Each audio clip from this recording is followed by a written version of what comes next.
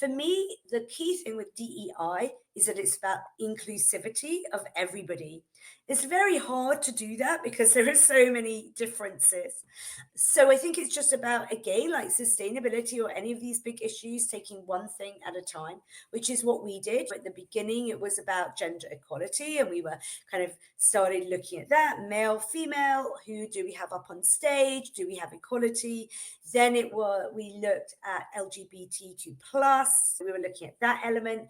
Then we talked internally and said, actually, no, this is broader. This is about accessibility. So what about people who are in a wheelchair? Or what about people that have hearing or sight problems? What are we doing for them? So again, it's about kind of taking these big subjects, breaking them down, making it logical. And then actually, once you start working through these things, fairly obvious. And that's what I'm proud of, I think. I think some of the work I'm most proud of is what we've done around accessibility. And I say that knowing that we've got so much more to do, but we've taken on board a lot of things that have been feedback that have been given to us